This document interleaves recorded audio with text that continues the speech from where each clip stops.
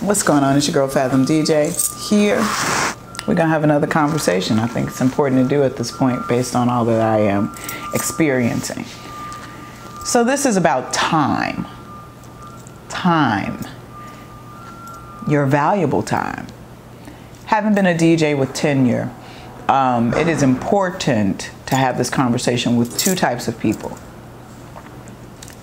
DJs, whether you are a seasoned DJ or a newbie, or aspiring to be a newbie, as well as those who are booking DJs. That could be a promoter, a venue owner, just an independent client who may want to have a few friends over at their homes, or a corporate entity.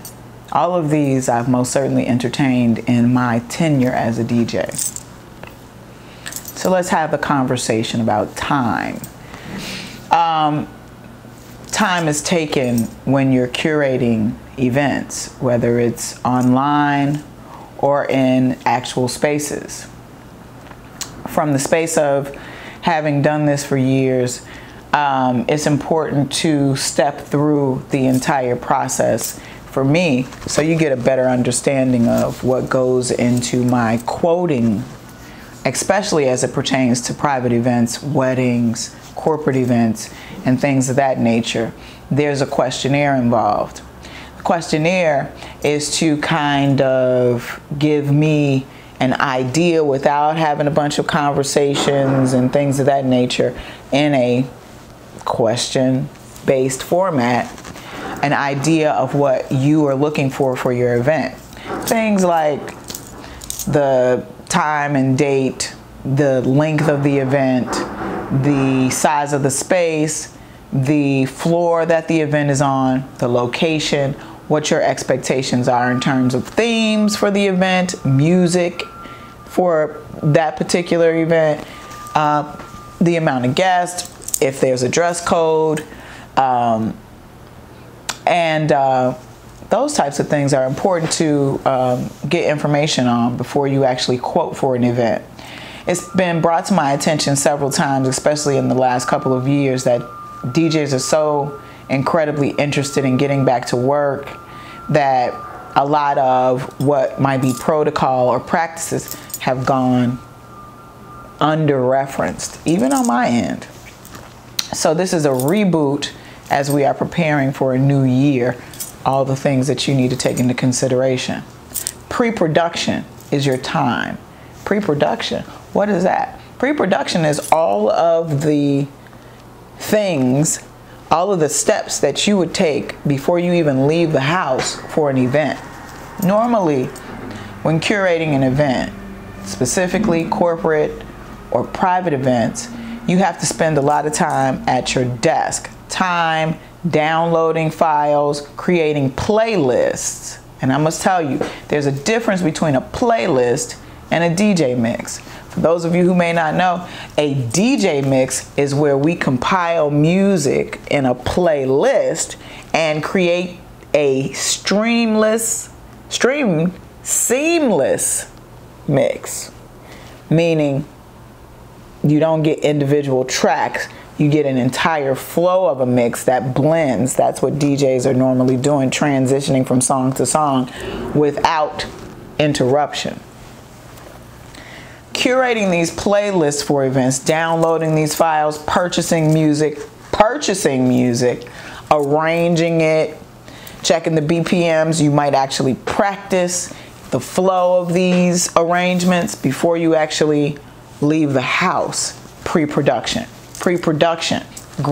gathering your equipment, making sure that all of the equipment works, that you have all the cords, all of the laptops, could be one or two, all of the hard drive material, could be more than one, auxiliary cords, extra backups, tables, lighting, speakers, all of those things that you're gathering and packing for the event. Then there's the time that you may spend driving to the location, the gas, the mileage. If you have an assistant, that has to be factored in. If you have a regular gig, then you have to consider who's going to take your place for that event. And then there's on-site time where you have to set up. Take 45 minutes to an hour. If you got to tape those good speaker cables down to the floor to make sure that people don't trip. If you're doing it in someone's home, that is still a factor. May not create so much of a time, but you most certainly have to be there an hour before the event starts. Then there's the performance, which could be between 2 hours and maybe 6 hours, depending on where you're performing and who you're performing for, as well as your breakdown time. And then your time traveling back home safely. I have to say that again. Your time traveling back home safely. That means leaving the space, putting the things in your vehicle, going to your house, taking those things out of the vehicle and placing them back in your home. Now, for those of you who have experienced any type of robbery, break-ins, like I have, you understand that all of this production for this event is costly. Costly. Like how much you pay for that laptop, how much you pay for the hard drive, how much you pay for the contents, and the time you curated those files on the drive that you may or may not have backed up. When you get robbed, all of those things are brought to the forefront because everything has to be priced in your loss. If you have insurance. If. Having said that, there is a fine dance between taking a risk to underquote someone, negotiate the quote, or stand firm. There's a dance that I like to call the dance of faith. Because at the end of the day, you put a lot of time and energy and money into investing in your equipment. You put a lot of time and energy and money into your performance. And the hope is that you get a return on that investment. Recently, very recently, I had a wonderful opportunity come across my desk. It's the first one of this type in 5 years. Now, I've done some corporate work for my desk in the past 2 years, of course, based on COVID. But this was an all-inclusive traveling opportunity with a number that I have not seen before. Unfortunately, I didn't get it. Am I sad about it? Because I've had these events happen before, the hope is that it happens again with that number. Am I looking for it? I am looking for it. And yeah, of course, I could definitely have used that big number right now. But being prepared, tightening up your promotionals, and continuing to brand and market yourself for these opportunities is most certainly the thing to do if, when, and hopefully you get them. And if you don't, you still definitely want to do this work. This is all work. I need to say it again. This is work. Now, for those of you who have other streams of income, of course I do as well, you may have a little more give. The thing to consider about that is the more you give and don't get, the more the culture suffers. The culture of DJing. I'm not sure if some of us don't realize that there's a culture of people who have a history in this particular fashion. You know, because it looks like so much fun. It looks like fun hopping up and down and dancing and clapping and making people smile. And while it is fun, it's work. It's work. And I don't want to undernote, I don't want to belittle the fact that it is work setting up, wherever you're setting up. You know, the ideal situation would be having everything done for you.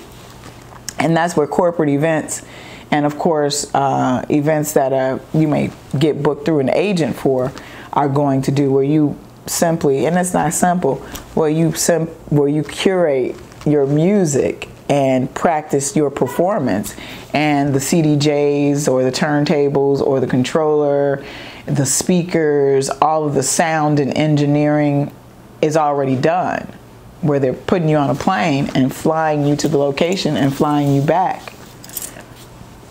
At the beginning and end of it all, there's still a quote and a deposit that should be garnered. The deposit commissions you while you're working. My deposit is non-refundable because I'm prepared to do this work. And if I start to do the work and you decide in the midst of me doing this work that you're not going to do the event, all of the time that I've sat at this desk, had my assistant book out his time, and everything else that I've encountered in being professional and bringing forth all of the information for you to be able to determine whether or not to book me, has been compensated for in the deposit. If I didn't do that, then I'm working for free. And outside of what I have to do for the internet, I'm really not interested in working for free anymore. It just means that you need other streams. We have all of those. But the point is when you've done this work and you understand that it has value, you want to make sure that you're taken care of. Now, I take some risks. I have a few endeavors that I partake in, that I'm a part of, that are risky business, that don't always render a flat rate. It fluctuates every time we do it, depending on whether people drink and eat or not. That's the risk. What I get from that is content to be able to market and promote myself for other events and bookings in which I'm going to get that flat rate. This is all a part of the current economy. This is a part of the electronic streams of income and advertising that we partake in. And it's important to note, this is a serious venture. I want those of you who I consider mentees to be able to get the opportunities that you require and desire, and that you come home and sleep well at night because you did a great job and your performance and execution of production was worth all the money that you got and all the time that you put into it. That's a serious thing. I can't be more serious about it right now because I understand that music has value. I understand that DJs have value, and I understand the time and the energy that some of us put into what we do. And for those of you who don't put that time and energy, just roll up and just plug up any old random ass raggedy speaker, your computer is acting funky, you might be a cousin to the person doing the event, and you show up with your little controller and for some strange reason your computer doesn't work. Hopefully this helps you come to some conclusions about the direction that you need to be going in as it pertains to presenting a better package and being prepared and having a backup plan, because that's what part of being a professional requires. I think I've said enough.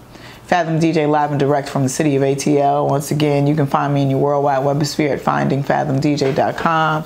You can find me at the hashtag of findingfathomdj, most certainly on Instagram as well as Facebook, YouTube, LinkedIn, TrackSource, Beatport, Amazon, iTunes, Spotify. Yeah. Cosmic kisses.